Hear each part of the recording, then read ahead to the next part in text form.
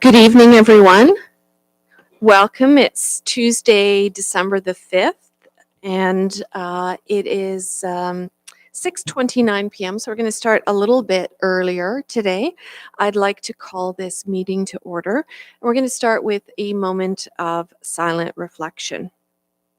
Later this week marks the beginning of Hanukkah. Hanukkah is an 8-day Jewish holiday which celebrates the success of the Maccabean revolt against the Seleucid Empire in liberating and rededication of Holy Temple in Jerusalem. Often called the Festival of Lights, the holiday is celebrated with the lighting of the menorah, traditional foods, games, and gifts. This year, Hanukkah begins on the evening of Thursday, December the 7th, and ends on the evening of Friday, December 15th. On that note, please join me in a moment of silence.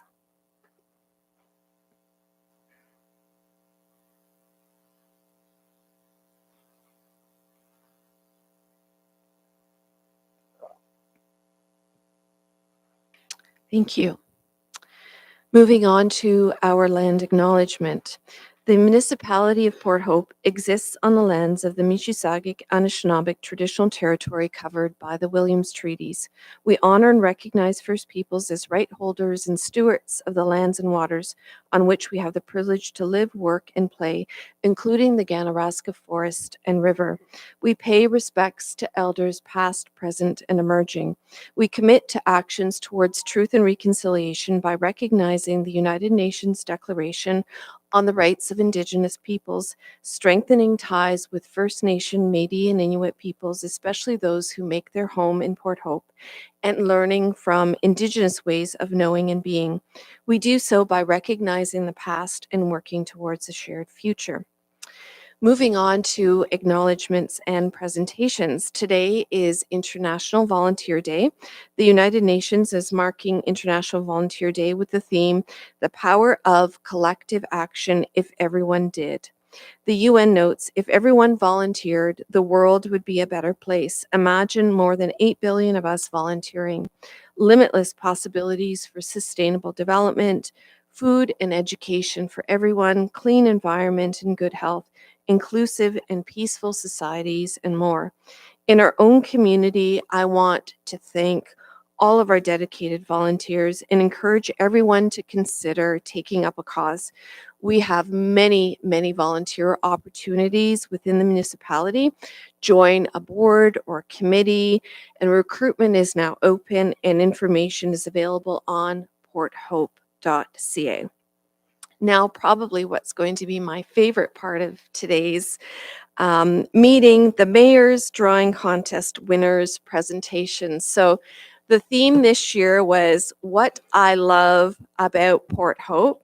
And we are so delighted to welcome 4 young residents to our council chambers this evening to recognize them for winning the Mayor's Corner Drawing Contest. We had a panel of judges that looked at all the wonderful and beautiful submissions. So I would like to call to the front Piper Marshall, Tegan Wood, Quinton McNeil, Elsa Veen. I also want to mention that one of our winners, Amelia Constantini, was not able to join us this evening, but instead I would like to ask Jennifer Coles of North Hope Public School to come forward and accept her award.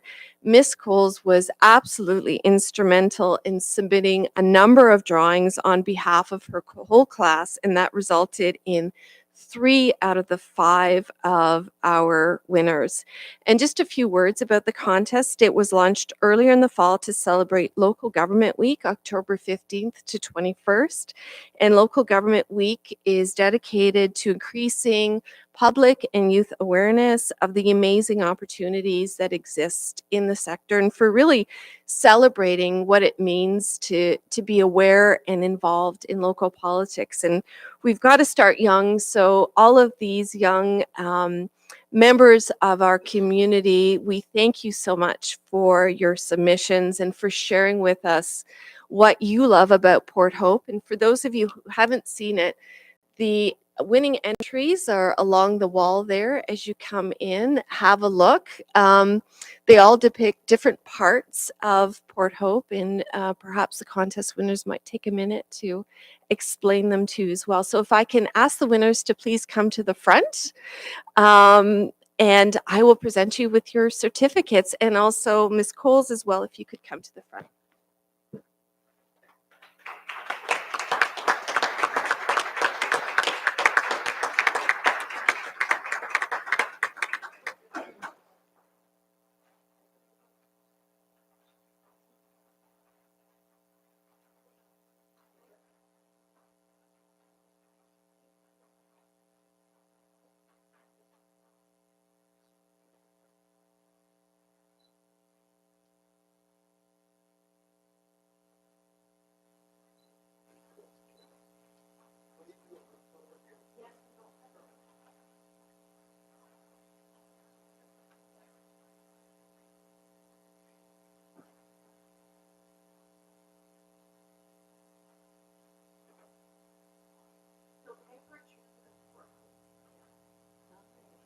Nice.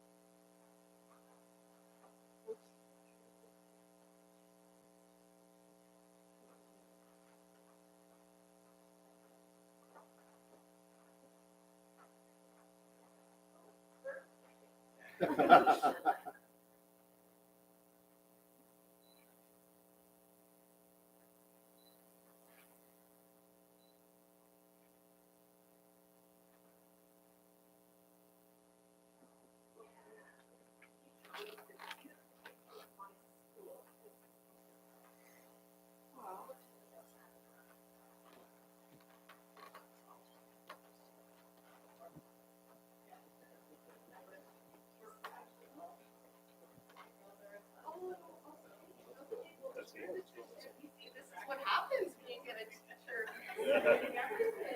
And we have a totally impartial opinion.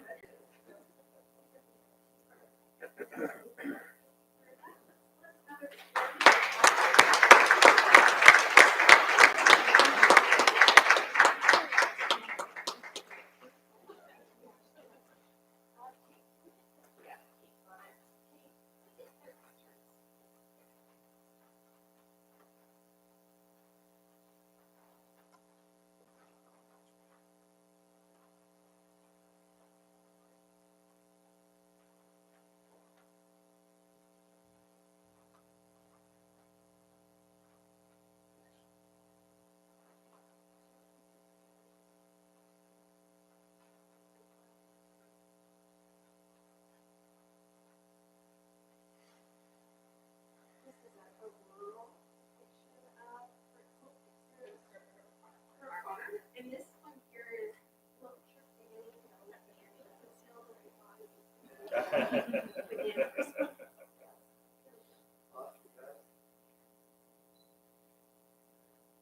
Thank you very much.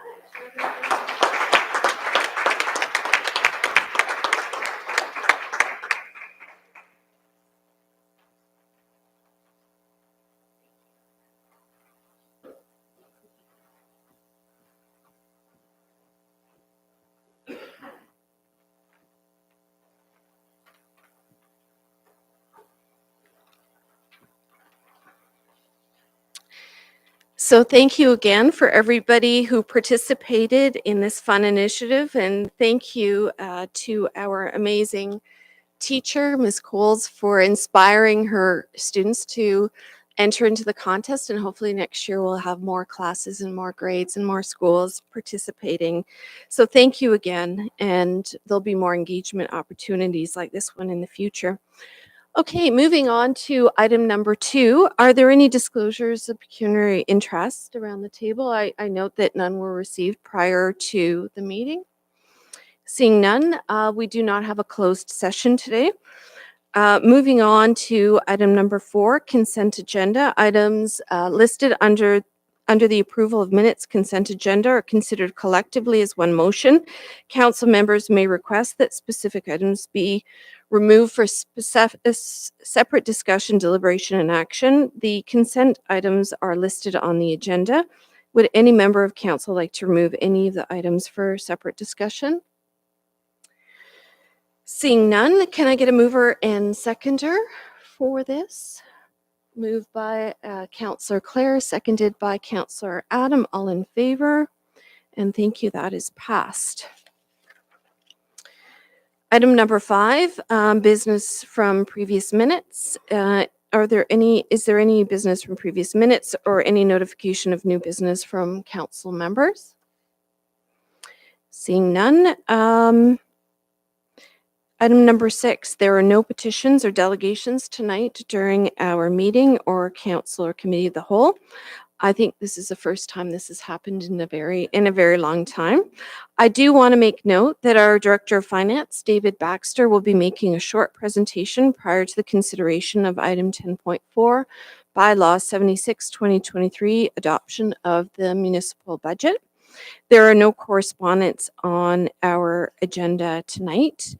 And staff and committee reports, item 8, 8.1, staff report FS 2523, re 2024 interim levy bylaw. Is there anything further staff want to add to this report? Okay, is there anything further that anyone would like to add before we vote on the matter? Okay, can I get a mover and seconder? Councillor Less, seconded by the Deputy Mayor.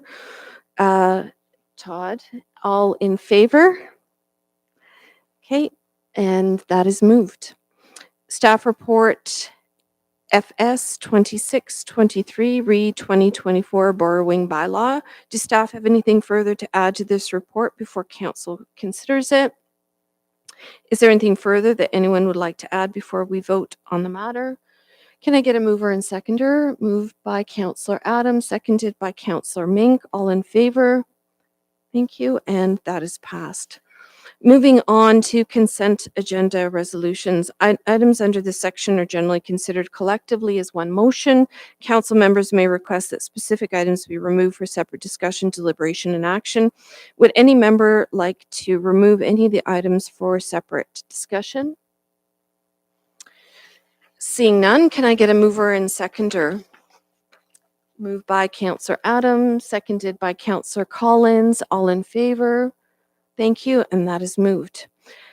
Item number 10, bylaws. 10.1, 73/2023 Memorandum of Understanding with Ganaraska Region Conservation Authority for programs and services. Is there anything further that anyone would like to add before we vote on the matter? Seeing none, can I get a mover and seconder for the first and second reading of bylaw 74/2023? Moved by Councillor Collins, seconded by Councillor Clare. All in favor? Thank you, and that is passed. Item 10.3, 75/2023-2024 interim levy bylaw. Is there anything further that anybody would like to add before we vote on the matter? Can I get a mover and seconder? Moved by Councillor Less, seconded by Deputy Mayor Attridge. All in favor? Thank you. Madam Mayor, sorry, we missed item 10.2.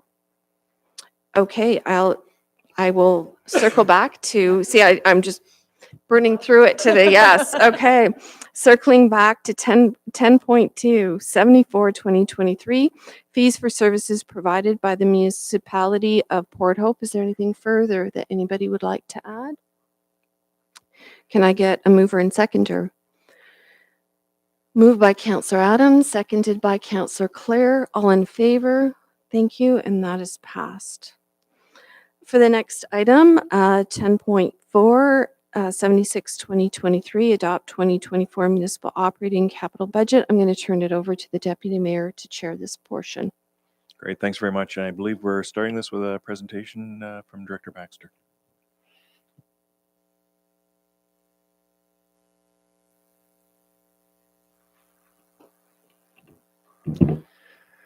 All right, thank you, Council. So the 2024 budget, like any budget, is a very important step for planning for the upcoming year, the providing of services. And we started internally working on this in June. We met with Finance Committee in July and then continued to build knowledge through reports and presentations up until our budget presentation and deliberations last week. So I'm happy to I'm going to start with a summary of the overall budget. So we have $5.1 million in items related to the strategic plan. We have $16.6 million in other capital. And we are doing this in an environment of some significant budget pressures, which I'm gonna speak to shortly. Ultimately resulting in an estimated $325 or 7.4% increase to the existing homeowner. So first, some strategic community initiatives that are being drawn from the strategic plan.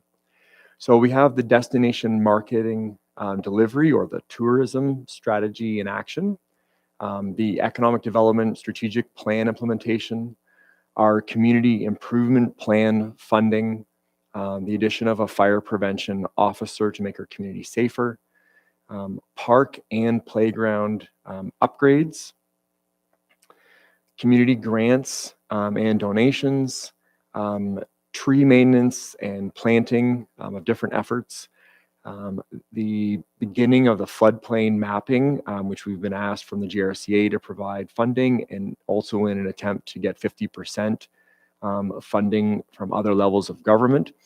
It's always an ideal time to make an investment like that. As well as a sub-watershed study, specifically in 2024, to begin looking at the Osaka community,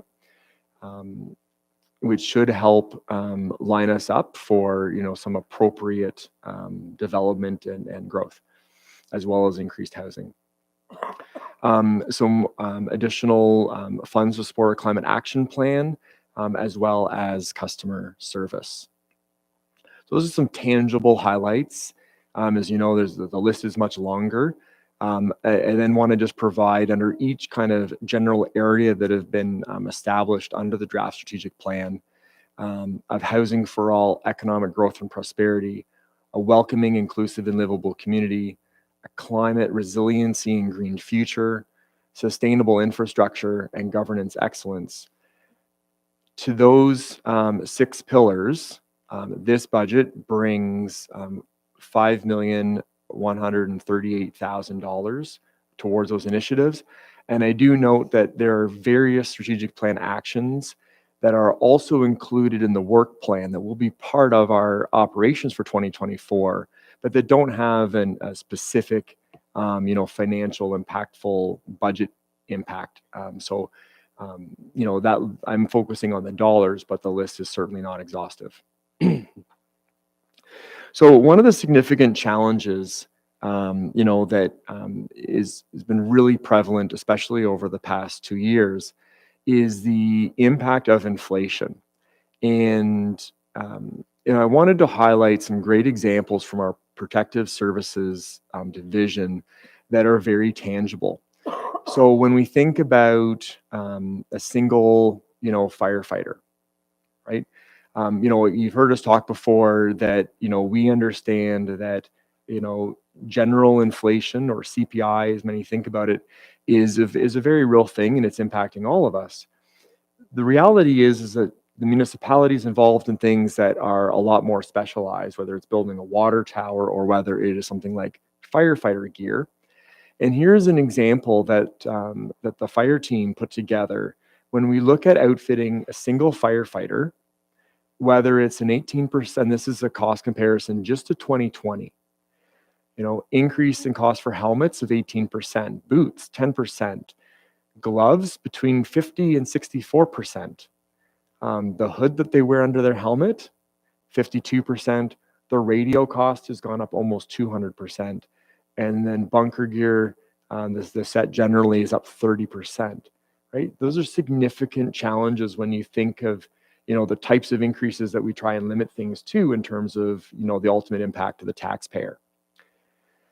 Then when you look at some other things in terms of just general repairs and maintenance, to be doing some of the things we're legislated to do, to do some of the things that we need to do to keep some of our apparatus on the road, until we can afford to fully, replace them, we are seeing, significant increases in cost that get even higher when we look at the cost of, a fire apparatus. So we saw a 16% increase over a 6-month period, resulting in approximately $1.3 million. So my main part here is about inflation, but you obviously start to see the challenge between the inflation challenge and the taxpayer, bill challenge in trying to find that balance. And then also the challenges we have when we are, delaying doing infrastructure increases because we don't have the funding, and how that quickly can actually end up costing us more. So we're building on the messaging, on the discussion we were having last year around our capital and our funding gap and how inflation is impacting that. So this first graph is really depicting our base starting spot for 2024. And I want to start by identifying, so when you look at the graph, the big gray part is starting in 2017. That is the annual funding requirement for levy only, so not including water, not including wastewater or some other areas, levy only, based on our 2016 asset management plan. And you can see we started there around the $9 million mark. So that's the average amount we'd need to spend every year, or save for a year in which there's larger increase or costs. Our annual amount back in 2017, right? We were spending under $2 million, and that's identified in the blue under 2017. So we started out with a challenge. And then what has happened is that whole gray section has just been shifted up by inflation. As those inflation costs go up, so do, and at the same rate, does our annual infrastructure funding requirement. So you can see all the gray, and then you can see all of the orange, lifting that up. And when we started, working in, through this, you can see through 2017 and then 2018, we started making some progress. But, for different reasons, we didn't continue to escalate at the same levels. And what ended up happening was inflation took hold, and we actually got into the position, we talked a lot about this last year, that we were worse off than we were back in 2017 from an infrastructure funding sustainability standpoint. And so when we look at 2023, right, the space between that and the top of the orange is the previous inflation funding gap, from prior years.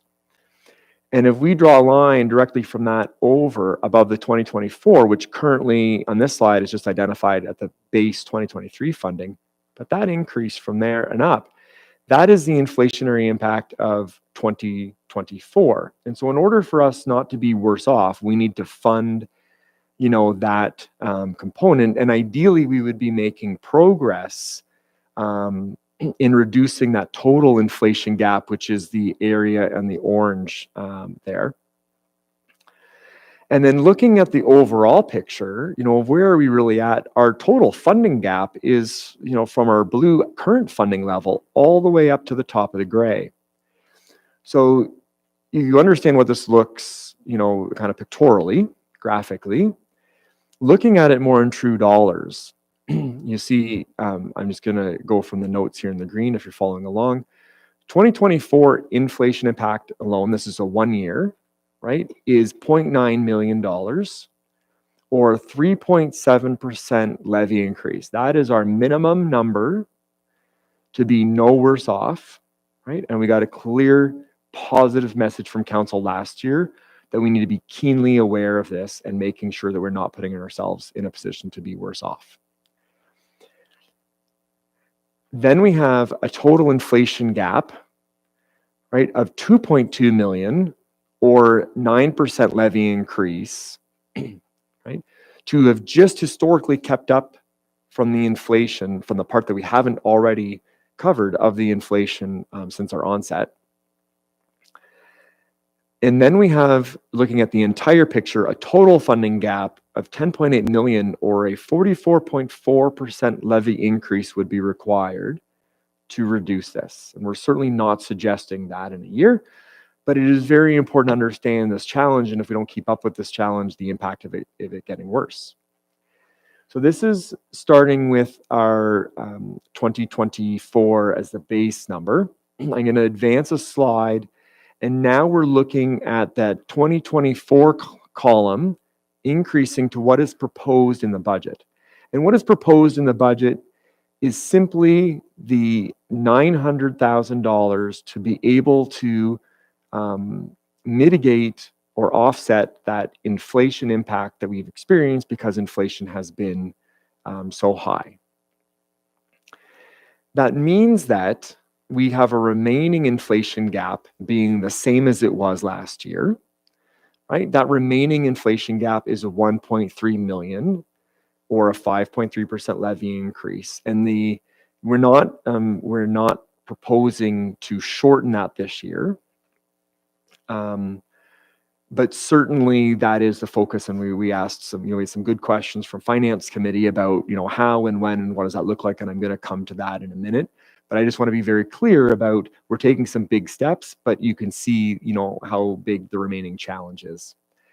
That then brings our total funding gap just under $10 million, or just over a 40% levy increase requirement.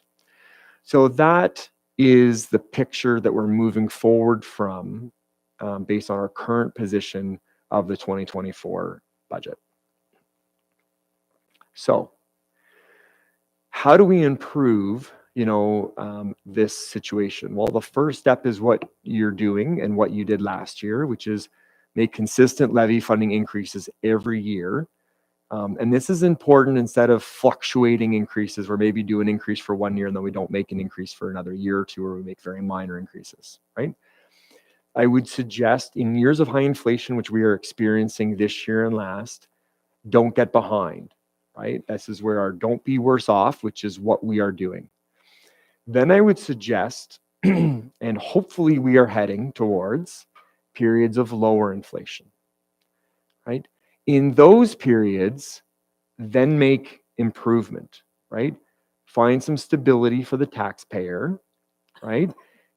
Continue doing some larger increases than you would if you weren't addressing this, but do it consistently so that if next year we're doing 900,000 again, consistent with the past 2024 and 2023, hopefully our inflation part is only 400,000 or 500,000, and we're taking a good chunk out of our historical inflation funding gap, right? That's the thought and the idea.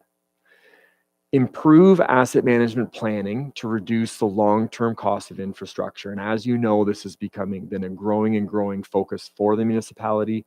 It is a huge mountain to climb, and we are climbing it, but it is definitely going to be a journey.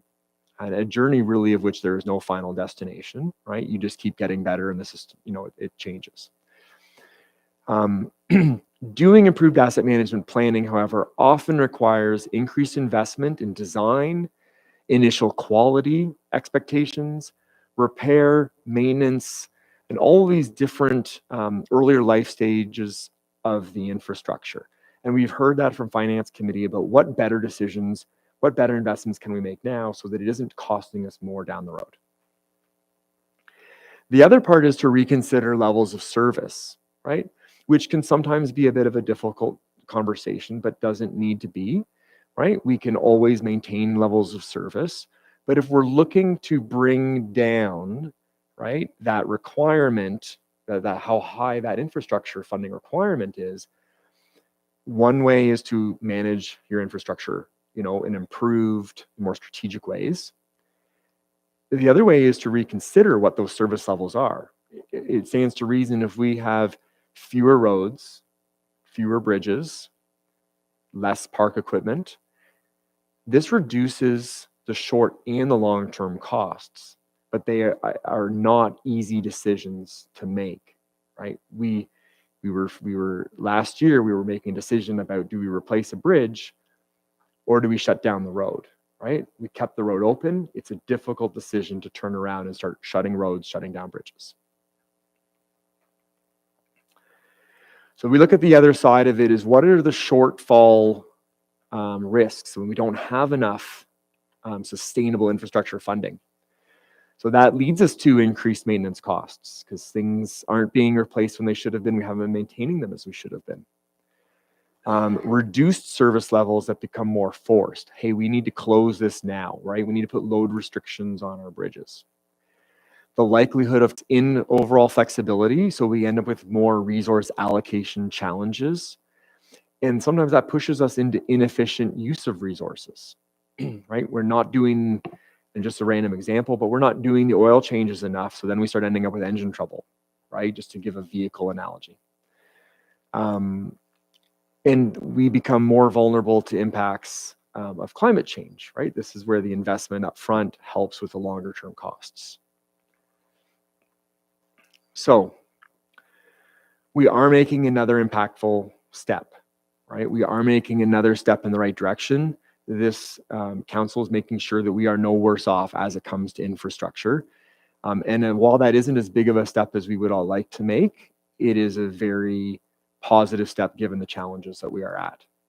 It is also what's helping enable us to be able to do over $16 million in other capital projects. And I say other capital because I'm being careful not to double count anything that we included on our strategic plan list, okay?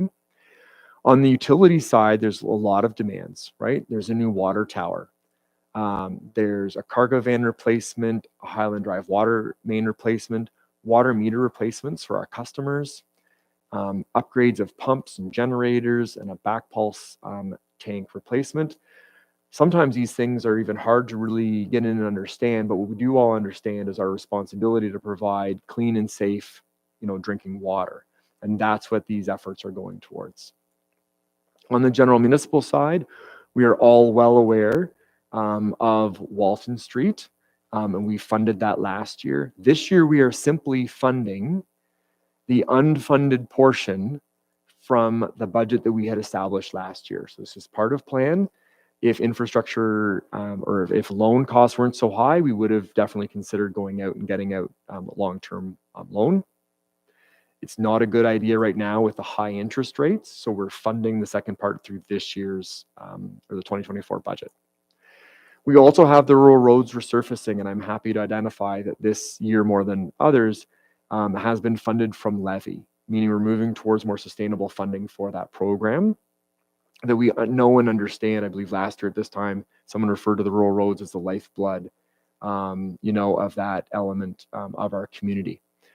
So we're continuing to do that good work that I know is making a noticeable change in our rural area. Right along the topic of rural roads, we're replacing the motor grader, which is beyond end of life, which is predominantly used in the rural area, which will also go to the same end of improving and maintaining our rural roads. And then we have the addition of a parks truck, a tractor, some work on the pool side change room flooring, and a one-ton truck replacement.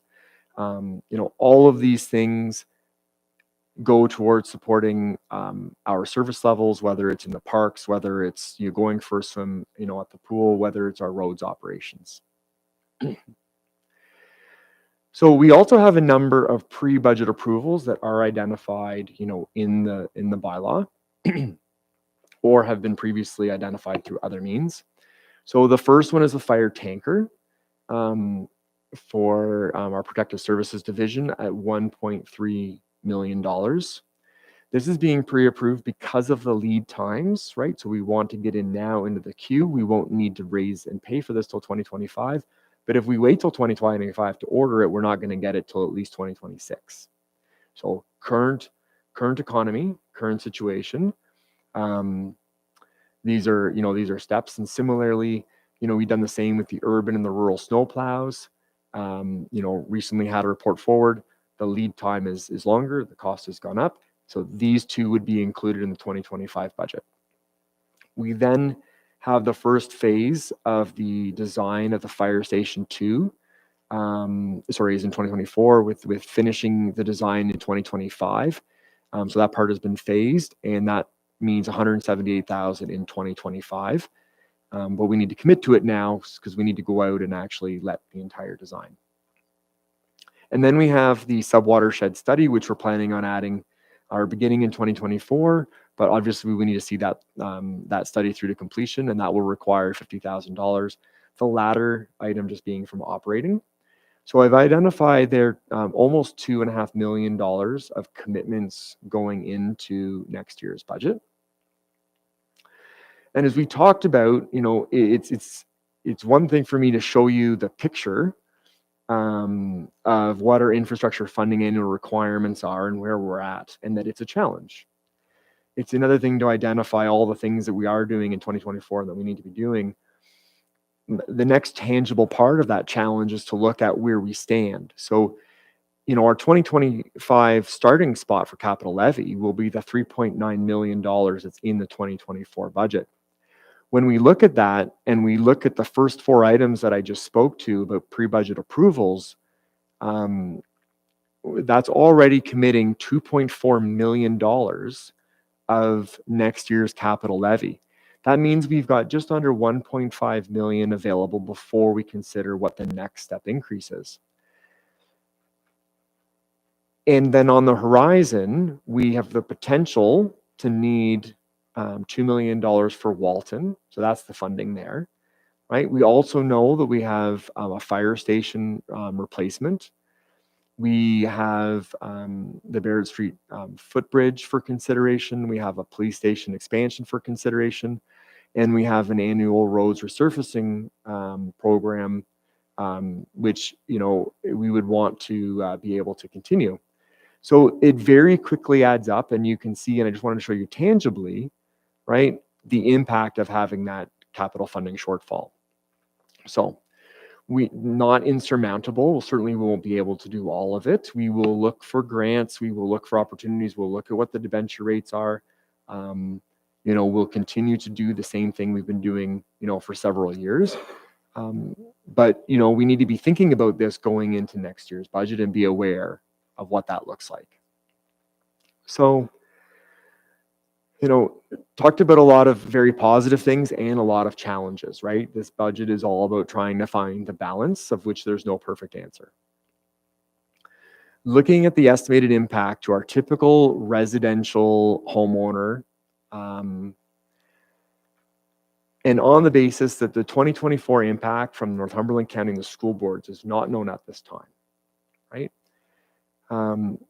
We are looking at, right, an average increase of on the total property tax bill of 7.4%. On an annual basis, that works out to be an increase of $325 or a full year amount of $2,926. To break that down, many of our taxpayers do pay on a pre-authorized payment plan monthly. That means about a $27 increase, you know, monthly, or $244 per month for all of the services, you know, that they receive. We've also broken it down to a $6 per week or a $56 per week contribution. I do, you know, we've talked before about every dollar that the typical individual pays in taxes, right? 5 cents goes to the municipality. And I want you to think about whether you think about it on an annual basis, you know, or $244 per month or $56 per week, when you consider policing, fire, parks, recreation, all of the roads that we have, and you think about all the services that we provide, it is an awful lot of very tangible services. Think about someone paying for a monthly 407 bill, right? Compared to what we are charging for all of our services. Helpful to keep it in context. So I come back to, as a highlight, $5.1 million in strategic plan items. These are investments in our community aligned to the strategic plan priorities you've identified. We've also got over 16 million in other capital to maintain our infrastructure. This is all in the backdrop of some very significant budget pressures. We've talked about the slow growth of our community, right? We are putting things in place on the economic development. We're putting things in place in terms of housing with the sub-watershed study. We are putting some things in place to improve this in the future, but it's a challenge. It's going to be a challenge going forward. Our infrastructure upkeep and investments, you've heard me talk extensively about that. High inflation, just think about, outfitting one firefighter, those costs and the cost of increasing on our capital. Our interest rates are high. The good part is we're earning a little bit more, and we talked about that in terms of our, funds sitting in our bank account in a few spots, but offset with that is not having that same availability to go out and take out a large debenture for something like our downtown, which is typically the type of large project you would take it out for. And then some of the impacts of climate change, of either mitigating and dealing with, a bridge that's, eroding faster than it would have otherwise, or putting things in place to have a plan to be able to move forward. And I skipped over maintaining services because to me, this is the biggest one, right?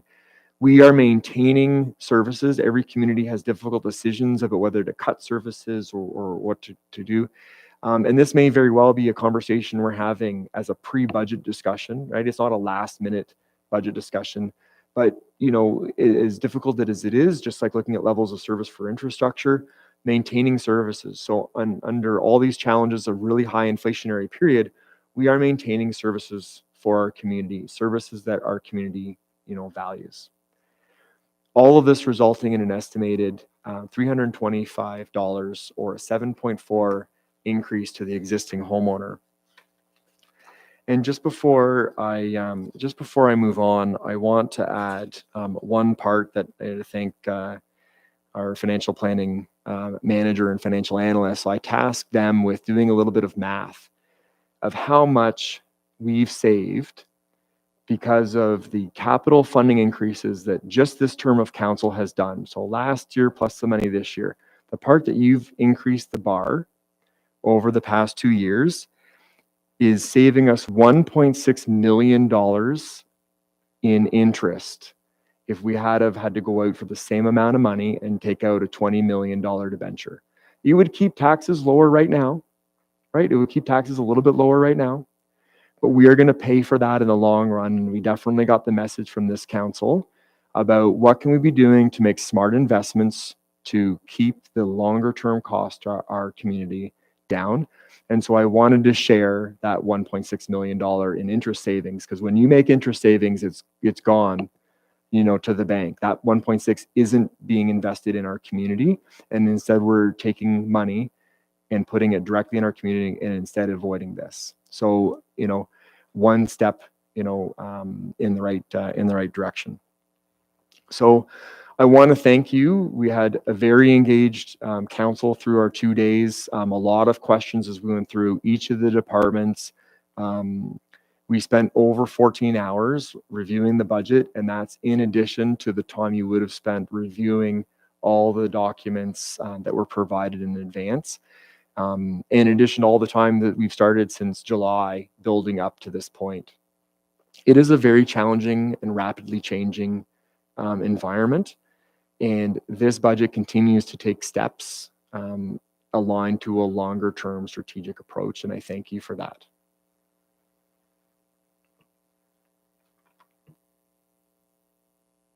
Thanks very much for that. Any questions from council? Councilor Mink?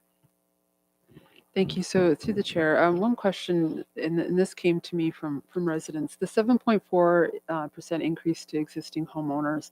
Last year, there was a lot of confusion about this. We communicated 6.2 to the rural homeowner, and it ended up being 10.1 for the municipal portion and a 16.6 for the special services, which came out to 10.5. When you added those dollar values together. So the 7.4 increase, is that something that they'll be able to see on their bill? What line item would they look for to find that 7.4 increase? So the 7.4, right, is the year over year change on the total bill, right? And at this time, as I spoke about, right, we don't have the county amounts, right? The education likely will not change that much. There are other parts. So just like we do every year, right, it makes sense for us to try and estimate out what the impact is, to the taxpayer. And that's what we are providing. We provide it on the total bill basis. Yes, there's a, line, this line or that line and go through.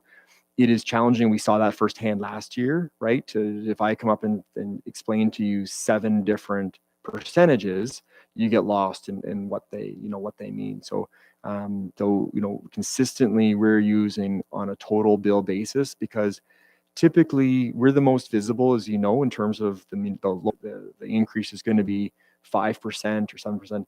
They expect on their entire bill, right? They don't go, well, that'll be based on 54% or whatever the percentage is.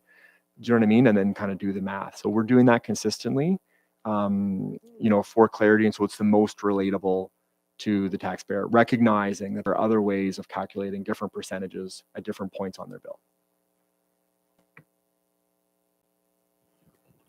Sorry, I understand that there's different line items and different line items will come up to different amounts. So are you saying, so I remember from previous years, we looked at just the municipal portion. Last year, we put a blended amount in there, which caused a lot of confusion. So are you, the 7.4, is that, can you just, total bill, or is that the residential portion? That's what I need to understand. 7.4, I need to know how, when I'm making this decision. Last year, 6.2 was indicated, but it was 10.5, which was a 4.3% difference, which is significant. So when I'm making this decision today on 7.4, could it be 11.5? Like I need that level of comfort in order to make this decision. Right. So the difference between the 6.2 and the 10.5, those aren't apples to those are apples and oranges, right? They're not done on the same basis. So we're providing you based on their total tax bill. So we're saying right now, based on the budget, someone were to take their 2023 residential tax bill, right, and they were to increase it by 7.4%, right? That is what the average typical resident would expect. Now that is upon us passing our budget, right? As you know, between now and when we get to the final levy, right, in May, there will be other changes. So I certainly will not say the increase is going to be, when that person opens their envelope, 7.4. I'm not saying that at all. This is our estimate on the total bill increase on a residential standpoint. That's what the impact, of this is.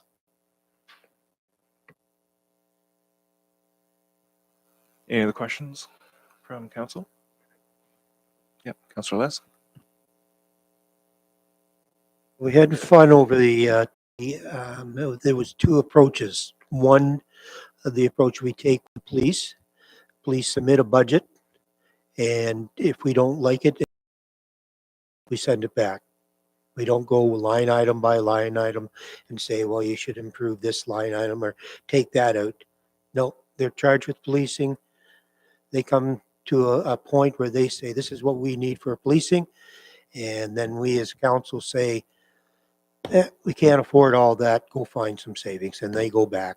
But we have no ability to go line item by line item with the police, which is fine, which is great, work great. When we come to the rest of the departments, we start going through and saying, okay, line item by line item, I don't like this, Claire doesn't like this, and Todd doesn't like this aspect. We're totally out of our element. Every one of those expenditures, every one of those items in the budget is valid from the staff point of view and perhaps everybody's point of view. But the hard fact is there's nice to have and need to have, and we can't have everything. So rather than us trying to attack departments, we're going to have to take a more global approach and just say, look, the community can't afford that. We got to start saving towards building Walton Street or the water tower or someday the fire station and the expansion of the police station. So we can't have, maybe we can't have that extra customer service person in here, or we can't have that extra municipal bylaw person in, or maybe the fire prevention has to be done by the people we have. And we just can't keep adding people. So those are two things. Now, David made a very good point at the end that said that we have saved $1.6 million by not borrowing. Okay, well, we didn't borrow, but, the taxpayer paid for the cost of doing that, and which is great. I mean, we didn't incur any debt doing that, but we've been after our finance people to provide us with a better or a review of the way we invest our PHAI monies or all of our reserves, because we don't think we're getting full value out of the investment company that's using it. So I'd like to put that right front and center on the table. Thank you. Thanks very much for that. Anyone else from council? Seeing nothing. Then can I get a mover and a seconder to receive this for information? Yep, moved by Councillor Clare, seconded by Councillor Adam. All in favor? Great. Moving on to item 10.4, 76-2023, adopt the 2024 municipal operating and capital budget. Would anyone like to pull this for further discussion?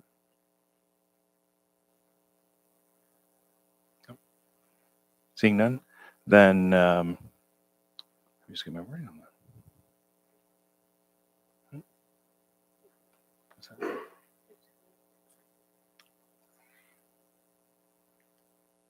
We have to move in second to have it for discussion. Okay. Can I get it on the floor? We'll take a mover and a seconder to get it forward. Yep. Moved by Councillor Last, seconded by Councillor Adam. Great. Can we open it for discussion then? Thank you, Madam Mayor. Hence why I gave you the chair so that I can speak to a few things. So,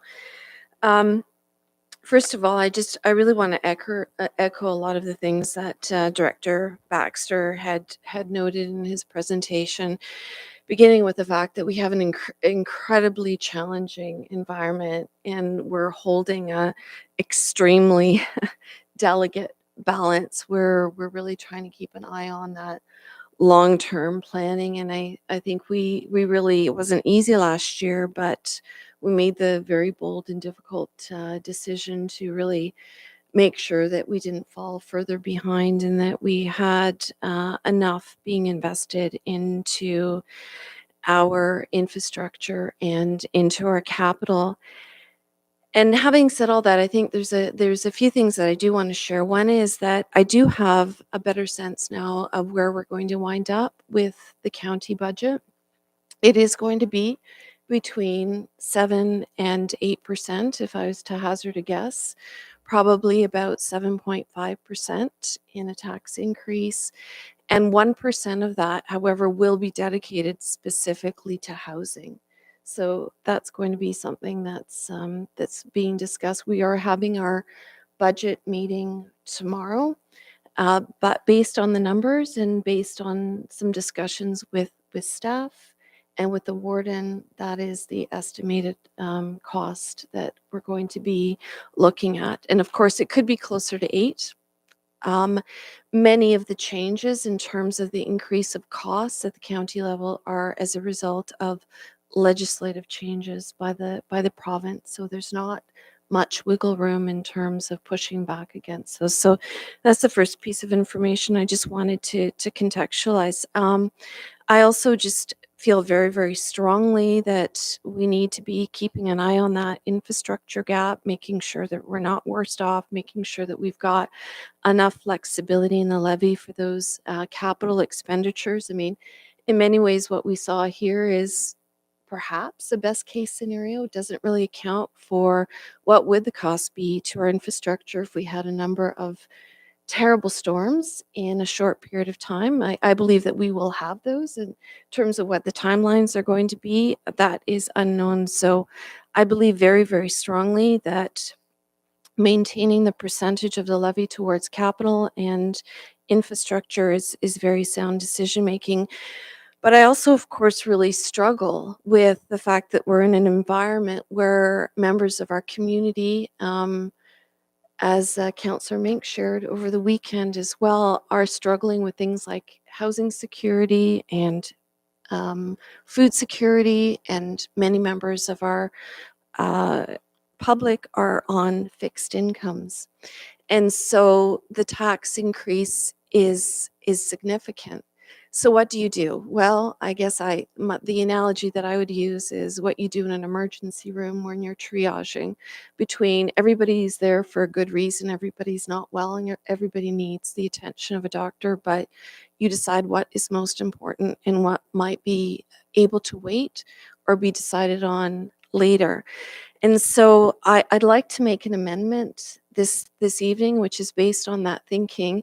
And the only place that I can see from my perspective where we have a little bit of that savings, it's not huge, but it's still important. And I think most importantly, it signals to our constituents that we are listening to your concerns, that we are sensitive to the context in which we're making these very difficult decisions. We're trying to keep that balance, and we're trying to be responsible, but there is a little bit of room to reduce the taxes from my perspective. And so the motion that I would like to propose is based on the idea of that there would be no new positions in until at least Q3 in 2024. It's not to say that positions that have already been allotted wouldn't be filled, but that we would pause on any new positions until Q3 at least in 2024. That would realize a tax savings. It would get us down to 6.9%. It's something that I had an opportunity to discuss with Director Baxter. That's how I got that number calculated as well. And the benefits are that it also gives our new CAO an opportunity to look at the operating structures of our organization, given that you're, I think, now on day 6, early days. It's like a blink. And also that we might actually have an opportunity to have some much needed discussions over the summer months around service levels.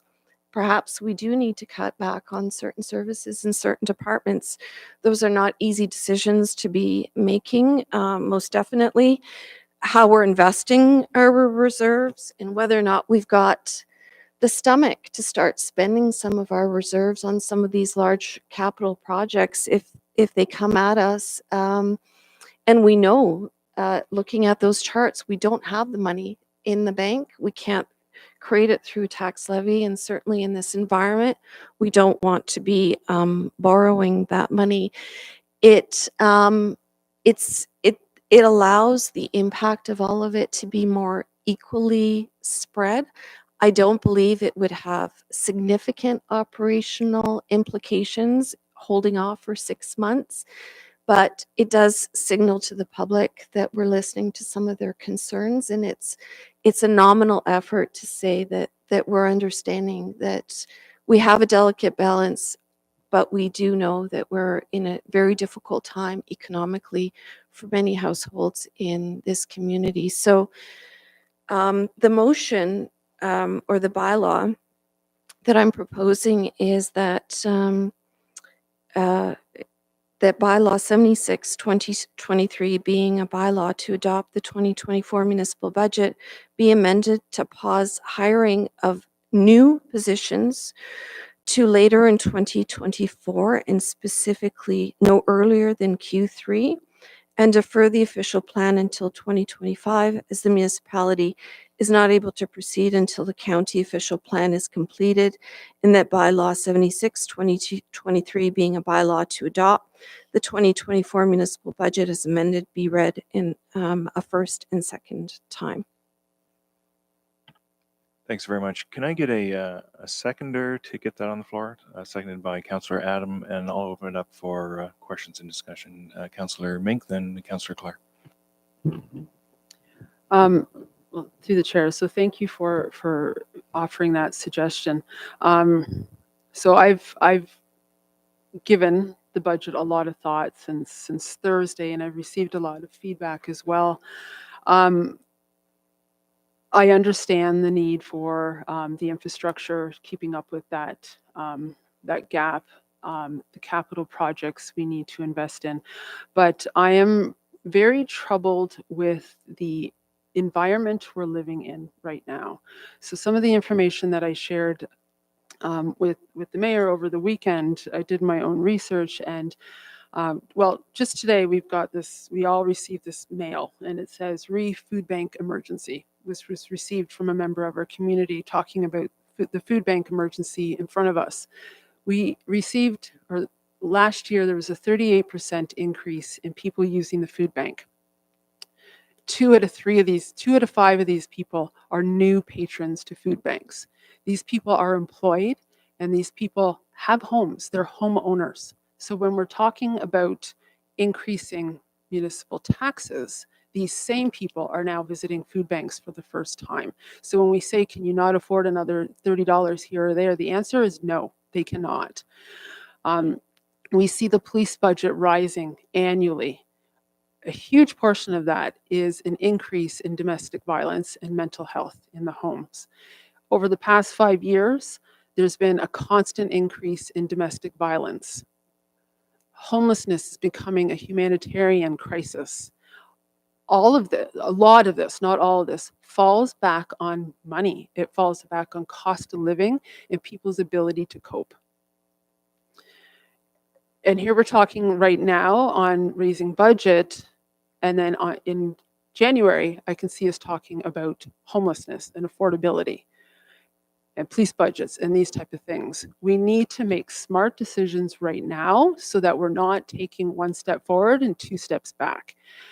I think we have, as the mayor has said, opportunity to sharpen our pencils and find more savings. One of the areas that I'm not comfortable with is the grants. There seems to be this understanding that the municipality has a pool of money that we can just hand out. That grant money is coming from the same households that are using the food banks. I think that we have people in our community who can afford donations, and I think as far as the grants go, that's the route we need to start taking. Those who can afford to donate to these organizations and are willing to do so, they need to step forward. We cannot be taking that money from the same people that are relying on these services.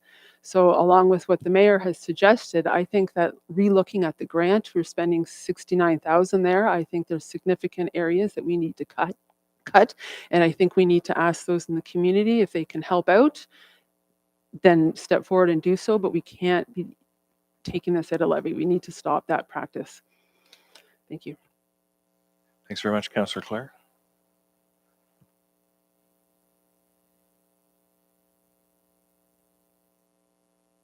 I think I'm going to address this the same way, because this idea of freezing on new hires was addressed. We discussed it at the Special Finance Committee meeting on Thursday, and I'm just going to raise, as I did then, that I appreciate everyone's desire to try to whittle this down, because nobody likes looking at 7.4%. None of us feels good about that. And I don't think there's anyone at this table who lacks compassion and appreciation for the struggles that many residents are experiencing. Heck, we all experience it. I still take a deep breath every time I look at the total when I'm at the checkout line at the grocery store. I'm not immune to that. But I do want us to be clear about what we're talking about in terms of the actual impact of these whittling downs of the budget. So a 0.5% impact to the overall tax levy increase, or to the increase on property tax, that's a savings of $22 for the average taxpayer. And I'm not saying that $22 is not meaningful for many residents, but I think if we want to talk about, like, what are we doing that is meaningful and what are we doing that is rooted in reality, many of these staff positions have been asked for more than once before in previous budgets. So it's not that we're just saying, hey, this is a need we have today, let's delay it by 6 months. Many of these positions have been needed for years and have not been funded. And now we're asking to extend that waiting period. And I think when we're having this conversation, I would just like us to be weighing, knowing what we're talking about. So we're going to not staff our municipality appropriately for another 6 months potentially in order to save $22 for the average taxpayer. And I think we need to consider whether the value of that impact in the savings actually outweighs the value to those same taxpayers in a fully functional municipality, including a fully functional finance department and, you know, all of the other things that we hear from taxpayers other than questions about their taxes, like customer service, which is something we hear about, bylaw enforcement, something that we hear about, risks related to climate change, which is why the mayor has advocated in the past for the fire prevention officer. So I just want to make sure that we're thinking about what the impact of this change would be. Thanks very much, Mayor Alana. Yeah, and I just want to follow up on that. Of course, it's not not transformative in terms of a savings, but I would suggest that if you're adding $22 from our bill, if you're adding the amount from the county and potentially education, it does actually add up. And I think more importantly, it signals that we understand that in the context in which we're living, that we need to sharpen the pencils where we can. I mean, we could also consider cutting the community grants in their entirety, and that would be another savings to the taxpayer, not wait for it until the summer. But I think at least it signals that we understand the difficulty of the environment in which we're making decisions, and that we're prepared to shoulder some of that burden. And I would also like to remind this council that we were very clear in the compensation review of our staff, how much we value the staff and how much we got behind ensuring that the salaries for those who work for our municipality are in line competitively with other jurisdictions. And that way, we actually are saying we value the staff that we have. We're not talking about delays of years, but those positions, a lot of decisions maybe could have been made better years ago that wouldn't have put us in this position. But we have to deal with the here and now, and that's really where this proposal is coming from. Any other comments or questions? Councillor Adam. Thank you. So kind of echoing with what Councillor Mink said there, it's almost the exact words that I had last year at budget, and nothing has changed for me. I've been very clear that, I was trying to find cuts and everything, and maybe not everybody agreed with me, and that's okay. So, that's where we got through on the budget, and nobody was willing to cut anything else, so that's why we went through with it. And I understand that over the weekend that you start thinking a little bit more. And then it starts to come to realization that, maybe there are a few little trims here and there. I do have a lot of customers that are still taking a $2 coffee and they can't pay for it. And they're still putting it on the wall for the future. That $22 is actually a lot more to some people than you think. So, I'm going to echo everything that I said last year, which now maybe some other people are starting to see. So thank you for bringing this up. I appreciate it.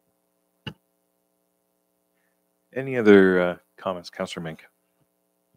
So one comment, just procedurally, can I just ask that when we do call a vote, whatever we call, we clearly say all in favor and all opposed? We get in the habit of not calling the opposed, and the chair gets in the habit of not putting their hand up. So can I just make sure we're clear when we get to that step?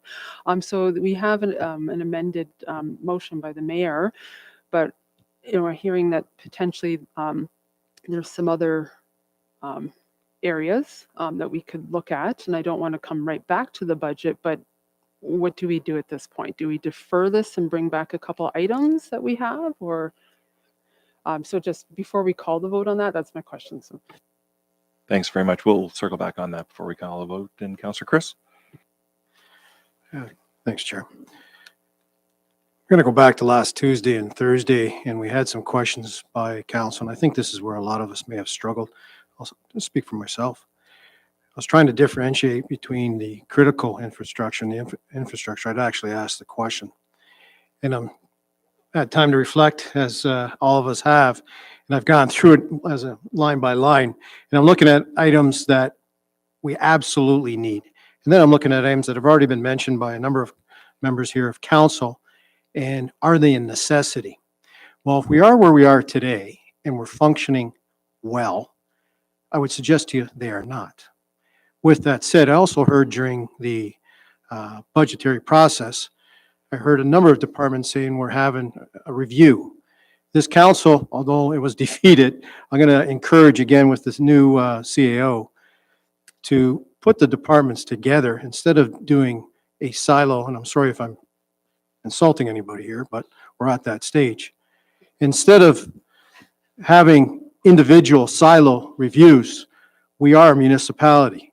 Let's have a municipal review versus individual departments. I'll just leave it at that for that. Having said that, I will echo some other councillors here. Whether sharpening pencils or what, I do think we have to take a look at the nice to haves and the growth. We can't grow right now. Let's call it as it is. Until we get the proper economic development in here, we cannot rely on our residential tax base. It's got to stop. Great, thank you for that. And any other comments on that? Marilyn? I just really tempted to say one further comment on what Councillor Collins has to say, is that I think we also get stuck in siloed thinking at this council table where we're talking about either budgets or separate projects or other things without actually connecting the dots. So I think we need to start hopefully challenging ourselves to looking at the big picture and seeing how each of our decisions impacts on another. So what is impeding on our economic development or our growth or our ability to diversify the tax base, so that when those decisions come up, that we're connecting the dots between those decisions and what it's actually going to mean for the taxpayer. And I don't think we've always done a really great job with that. Any other discussion on this matter? And Councillor Mink, I'll make sure that we get to that piece. Yeah, just maybe a point of order on this. Yeah, just a couple of questions of clarification, because we've had a few items here that we've discussed, and I want to make sure that, before the chair calls the vote, that we're voting on the items in order. So, excuse me. So, just to recap a little bit, there was a motion that was placed on the floor to consider item 10.4. It was moved by Councillor Claire, seconded by Councillor Adam. And then there was a further which was essentially to have the first and second reading of this bylaw 76/2023. There was an amendment that was made by Mayor Olana, seconded by Councillor Pearson, with respect to that main motion, and that amendment read as follows: that bylaw 76/2023, being a bylaw to adopt the 2024 municipal budget, be amended to pause hiring of new positions to later in 2023, being Q3, and defer the official plan until 2025, as the municipality is not able to proceed until the county official plan is completed. So right now, the item that is under consideration is this amendment. Once this amendment is voted on, if there is any further amendments to the budget, they can also be made prior to the consideration of the main motion, which is the consideration of the 2024 municipal budget. So I hope that clarifies the process.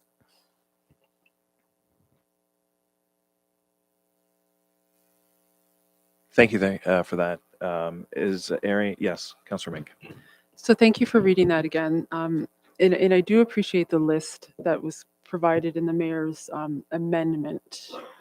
But again, I think that it may need time to let that sink in and what that means. And I think that there's other people around the table here that might have other ideas of what they may want to include.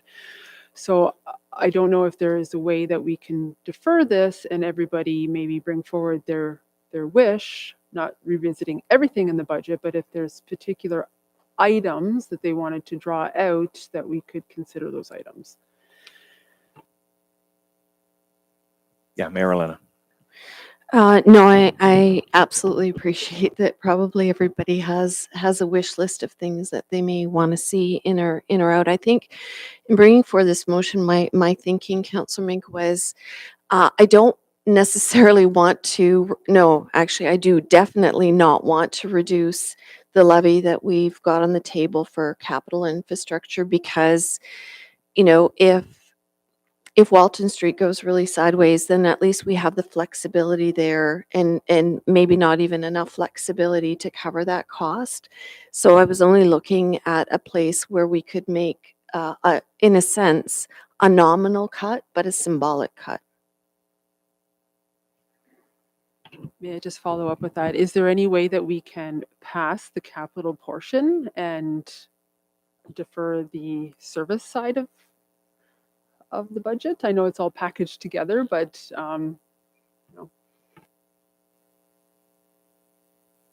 I'll look to staff for some assistance on that. I mean, it's possible. I'm just not sure, why. I mean, we're prepared tonight. We've discussed this at length. We started this process in July. We've talked about a few things, certainly that we can discuss as part of early stage budget review next year in terms of, well, we've already listed several of them. And I think, Councillor Mink, I'd certainly, things that are on people's lists, I think we can certainly look at that, for next year. And we were in front of you on this year, early on at, identifying the situation and looking for items. So I think it just complicates it, quite honestly, if we start splitting up, the budget. It is a package. It's our plan for going into next year. And in some cases, operating depends on capital and vice versa. But it's fresh on our minds right now. We spent a considerable amount of time last week, lots of time before that. If I'd suggest there's a motion on the table, that could be voted on. And if there's other ideas that council members have, we can look at those individually. Thank you very much for that, Mayor Elena. Just really briefly, I really I like you. I fully support your points about the community grants for next year. I really think we have to have a hard look at that. And I also think that we need to have more fulsome discussions about service levels. What do we have the bandwidth to cut and to stay? We need to have a discussion about the reserves, as Councillor Luss talked about. I think we probably need to have more discussions about how to communicate all of these decisions and the situation that we're in. And I would personally like to see us spend a little time over the summer months on some of these issues prior to the next budget coming, so that we can make fully informed decisions. Councillor Chris? Thank you very much, Chair. I think we're in agreement here on council that we're all of the mindset critical infrastructure, the infrastructure we have must be maintained, and we have to do our due diligence in making sure it is sustainable. So I think we're all in agreement with the capital. I think we're trying to refine and finite the operational costs. And I think that's where the challenge is. So whether we take a person from protective services or we take a person from planning, and I think there's still room to grow here as a council. There absolutely is always room for improvement. But we have the confidence in the senior leadership team, absolutely, and this isn't reflective of this. I think that what it's reflective of is we're struggling as a community as a nation as a whole, if not international, with the cost of everything that's going up and as the cost of doing business. So I do like the motion. At least it puts a buffer zone there to us for our new CAO and with the new senior leadership team, which I do have the confidence in, to absolutely sit down, buckle up, saying, all right, do we need this? I'm just picking out a van. Do we absolutely need this van? If we don't need the van, expel the van. And I have that confidence with the leadership team as well as the new CEO to absolutely walk into this budget knowing council absolutely, whether we come back and I'll have to defer to Councillor Les here, maybe we next year we say no, 6%, or we come in with that refinement and saying this is what we need instead of us trying to pick it apart, but I'll leave it at that. Thank you for that. And before we call a vote, does anyone else have any other comments or questions? No, seeing none. So we're going to start with the amendment. Does anyone need a reminder of what the amendment was, or no? We're all good. So, Councillor Mink. Sorry, yeah, I have had feedback from the public lately with our long discussions that when we come to call the vote, they're not quite clear. So if you could read it again, that would be great. Thanks. Sometimes we lose the narrative. Totally get that. Okay, so we're going to start with the amendment. The amendment is that bylaw 76, 2023, being a bylaw to adopt the 2024 municipal budget, be amended to pause hiring of new positions to later in 2024, aka Q3, and specifically Q3, and defer the official plan until 2025 as the municipality is not able to proceed until the county official plan is completed. Mayor, does that capture what you had? Yeah, okay. So all in favor? And opposed? Okay, so carried, which then will take us to the original, which is, and I'll just make sure I got the right wording on this, that bylaw 76, 2023, being a bylaw to adopt the 2024 municipal budget, be, nope, never mind, that's not it. If Yeah, I may? please, yeah. Yes. So the main motion is now on the floor, Great. and that motion will say No. that bylaw 76, 2023, being a bylaw to adopt the 2024 municipal budget as amended by, Thank you. yeah, right, be read a first and second time. And we can open that for discussion as well. Yes. Thank you. Yeah. And we'll open that as discussion as the original bylaw. Any questions or comments from council on that before we vote? Councillor Adam. I'd like to thank our council and our staff for the hours upon hours upon hours of work that we have done and that the staff has done, and months upon months that the staff has done to get us to this point. Assuming that we are now going to vote for that, and for the extra work that everybody's done to try to find a couple extra savings. So thank you, guys. Thank you for that. Any other comments or questions from council? Okay, then we'll go to vote on that. All in favor? And unanimously passed. Thank you so much. And Madam Mayor, I'm going to pass it back to you. Thank you very much for chairing that so aptly. So we're going to move on to 10.5, 77, 2023, 2024 borrowing bylaw. Is there anything further that anyone would like to add before we vote on the matter? Okay, can I get a mover and seconder for the first and second reading of bylaw 77, 2023? Councillor Les is moving, seconded by Councillor Mink. All in favor? Thank you, and that is passed. So I'm moving on to the third and final reading of the bylaws. Now there be resolved that bylaws 73, 2023, 74, 2023, 75, 2023, 76, 2023, and 77, 2023 be read a third time passed, and that the said bylaw be signed by the mayor and clerk, sealed with the seal of the corporation, and engrossed in the bylaw book. Can I get a mover and seconder for that? Moved by Councillor Mink, seconded by Deputy Mayor Attridge. All in favor? Thank you. We don't have any new or other business currently listed on tonight's agenda.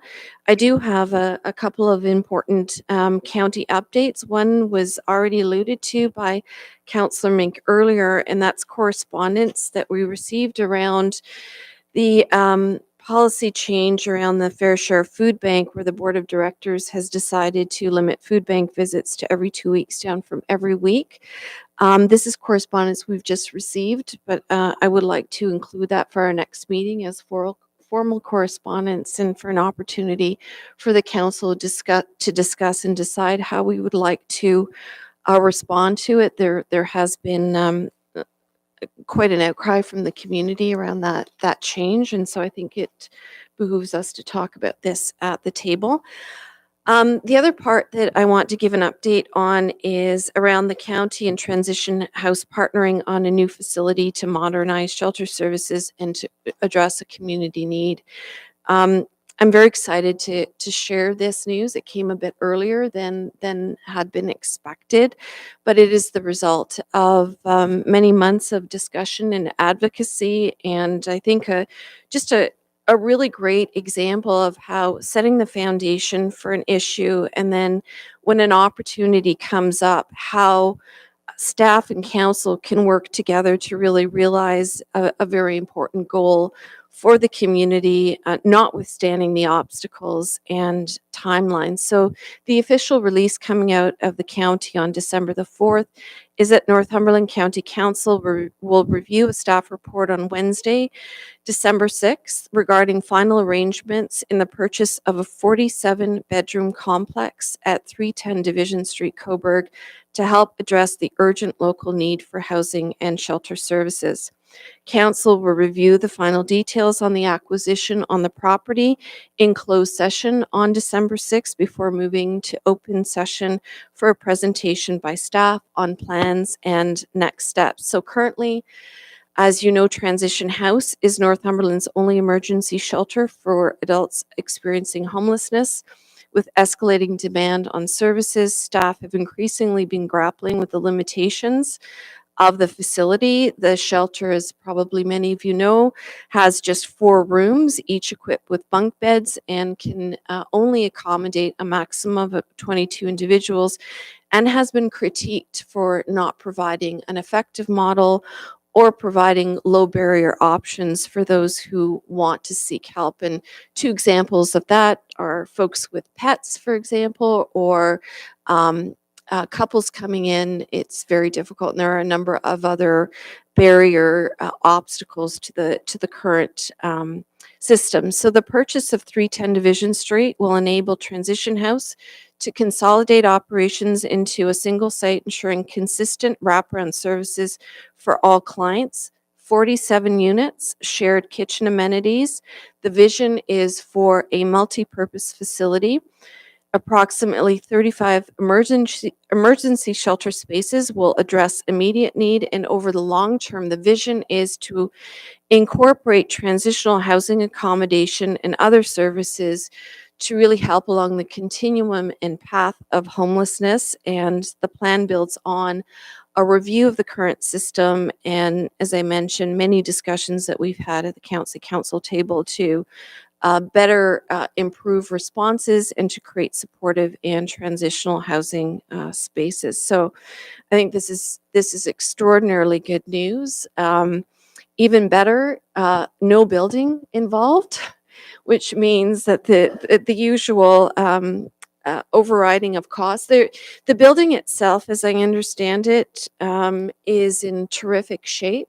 So it's not going to require a ton of effort to get the doors open. And again, I think it just speaks to the opportunity coming up with the political will at the council table and staff responding, and all of us working towards addressing, the pandemic of homelessness and the need for shelter, but also transitional and supporting housing options. So definitely a good news story to be sharing with you today. Now it's time to move on to question period. So it's time for question period. Remember, question period are for questions only, and it's an opportunity for members of the public to ask questions of council. Please note this is not meant to be an avenue to ask questions to staff. If you have questions specifically for your council members, you can ask them now, but we're going to start with councillors. Does anybody have any questions around the table? Okay, I'll now call for questions from the media. Wow. I am going to It's shock an you early and throw a question holiday out there. gift for us. So, in regards to Transition House and coming into that new property, one of the things that jumps out for me is timelines and whether or not it's going to make an impact through the winter months, or is the timeline for occupancy into next year? It's a terrific question. We're going to be, I think, as I understand it, band-aiding over the next few months, but I know it's the intention of the staff to move as quickly as possible into that space. And I do think that the model is tenfold improvement on the status quo, and it does actually allow the separation of floors also allows for different needs to be housed on different floors, better security, better services, one place, and community spaces are also important. And I know that one of the other things that's been considered is in one of those spaces potentially to have an additional warming room facility. So I think it's going to have a lot of flexibility and a lot of options. And I know that the staff is working as hard as they can to get this over the line. I mean, the opportunity came to us. This is my point about when you've got the political will that meets the opportunity came to council on November 15th of this year. November 15th. So we can find solutions with the right political will. Okay, any questions from the public? Yes, and please state your name and address. Jim Sculthorpe, 1685 Willow Beach Road. I appreciate the challenge that council has re-budget and the staff, and so thank you for the dynamic amount of work that's gone into that. We're planning on purchasing because I feel I'm part of the community with everybody here, so I'm going to use the word we are purchasing 2 snowplows at $1 million. So $500,000 for a completely outfitted snowplow. I can't believe how we can spend $1.3 million on a water tanker. It doesn't make much sense to me.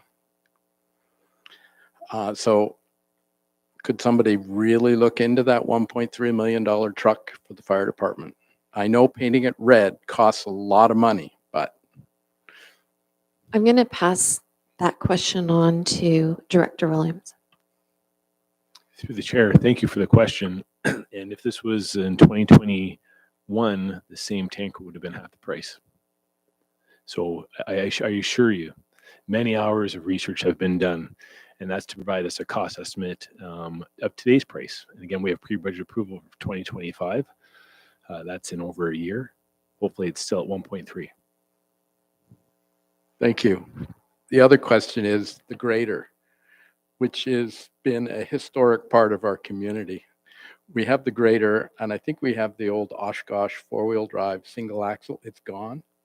I was going to say, I don't think we have many more roads in rural Ward 2, but in my lifetime, we had 2 vehicles to plow those roads, the grader and the single axle truck. I don't know that we would approve of those services, but it's gone a lot farther, our budget, from the 2 vehicles. Maybe we as members of our community should expect slightly less from our council and our staff. That's a big challenge for a lot of new people coming into our community, expecting much higher services, both in the rural and in Port Hope. Well, thank you for that comment. And certainly taking away services that have existed is difficult, and managing expectations around services is difficult. And, back to the snow question, well, snow is not any of our fault. Right. It's and there are expectations in the community about how fast things are serviced and plowed, etc. And that's a whole other discussion, but I appreciate your comments. Thank you.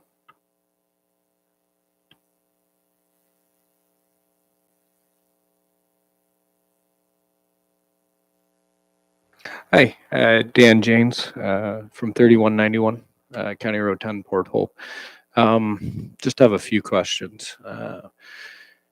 Mayor, you kind of said it a few weeks ago that you were worried about the condition of the 2 snowplows that need replacement, and you kind of deferred and you said if they fail, we'd be looking at tendering out the work. Has that actually been looked at for the $1 million cost?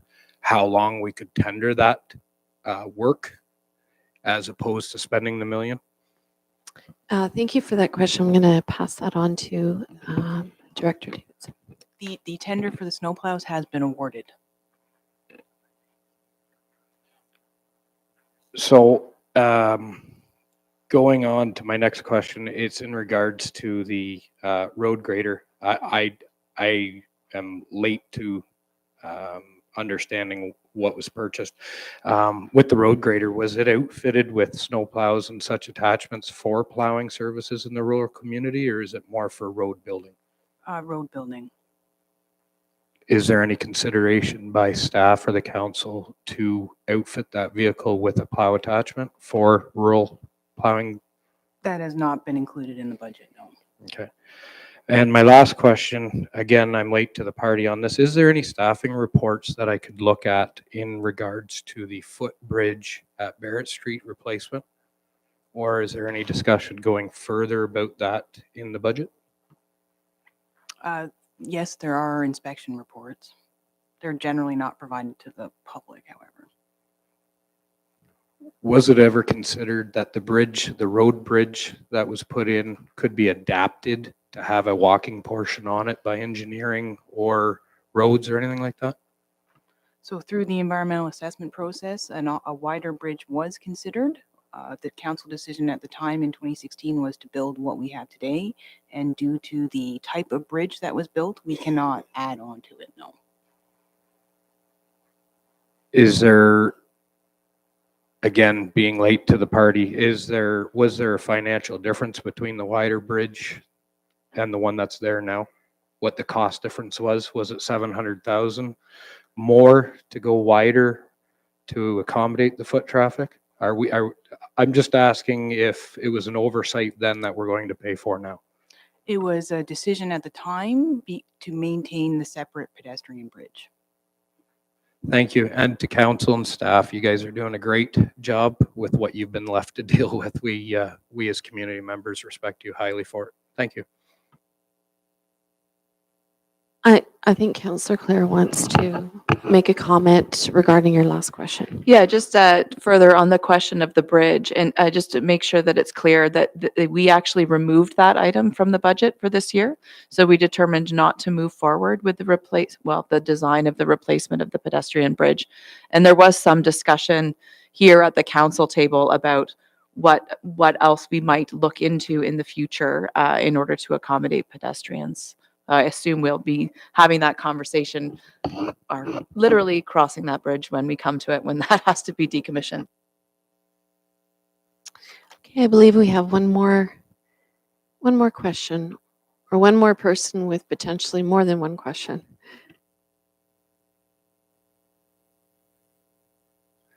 Ed White, Mill Street. Okay, I was wondering if you could clear something up for me.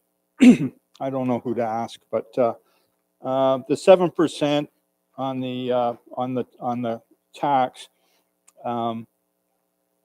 it says 325 annually. Is that just what Port Hope gets? Because isn't our tax include a county levy and an education levy? So is this 325, is that the total for all three parts of the thing, or is it just Port Hope's? Great question, and you're absolutely right that the tax bill is composed in the three segments, so the municipality, county, and education. But I'm going to turn it over to Director Baxter, because I think that you're not the only one in the community that continues to have some confusion around what this actually means to the overall bill and the different components. So through the chair, it's now 6.9% increase, and that's on your total tax bill increase related to the budget that we've just passed. It's now been reduced to, I believe, financial planning manager is working diligently behind me, but I believe we're now down to $306. That would be the increase for the municipality, separate from what the county or education. So does that mean a $900 increase for everybody? Well, if the 300 is the one for the municipality, what is for education? What is for the county? Is So that all inclusive? We won't know. No. So it's a $306 increase for the municipality of Port Hope. The county, I believe the mayor just spoke that she's just starting to see the budget documents for the county. We have to wait for the province. We might be waiting till March or April to find out what the education, but we don't anticipate much of an increase on the education side.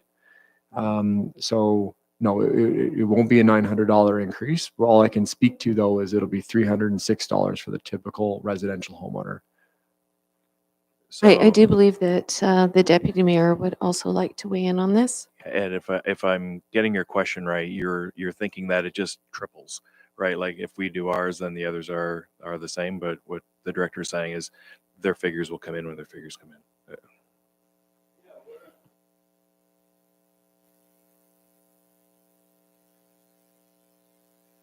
2926 seems kind of low for property tax for in town, for the average, okay?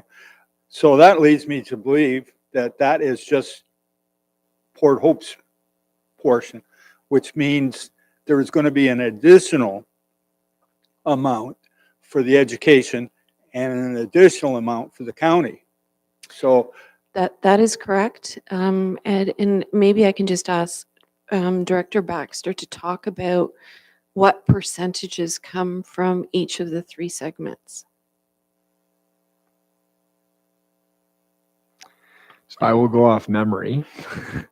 But the when you open your tax bill, right, the typical homeowner, it's just slightly over half is for the municipality of Port Hope.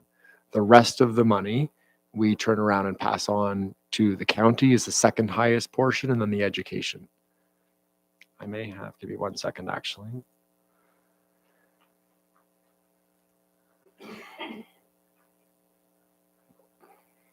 Where is Kate? There it is. So, sorry if I may. So yeah, the municipality is 56%. The county is 33% and the education is 11. So that's why you can't take our increase and triple it, because we're already more than half and the More than education half, portion okay. won't go up. I'm pulling from a visual that was included in the mayor's corner, I believe last week. So if you want, you're certainly pull that up and okay. reference it. I was just confused as to what the amounts were. Like, just the other thing I would, in going along with Councillor Collins' point of relying on the residential taxpayer all the time, just wondering if we have a contingency plan of some sort, because come January we're going to take a big hit in this town with CPK laying off 150 people, and possibly more over the next couple of years. So I know this was added on after the budget was, but we could have an issue there with, that's a major part of our town taxpayers, and it could even be more depending, and for a couple of years. So I was just wondering, is there some kind of contingency plan? Does this enter into it like an emergency thing or something like that? Like, I don't know who to ask, but when something like this happens, what happens to our tax base? Well, that's a terrific question. I'm not sure I can answer what happens to our tax base. Maybe that's more for Director Baxter. But what I can tell you is, as soon as I received the news about the layoffs, I did immediately contact our MPP to see if there was anything that the province could do to offset, really the consequences of those layoffs, whether there was a different line that could be put into place, whether there was anything that could be done from a provincial perspective to re-employ the folks that were being laid off. I have not had any updates on it, but in terms of the bigger picture, in terms of economic development, I'm going to pass it on to Director Davis to address that. Thanks, Mayor. And to the question, so our workforce is 6,000 people strong. I recognize that CPK is a long-time manufacturing plant in town. It is not the challenge we have in this type of environment. They are a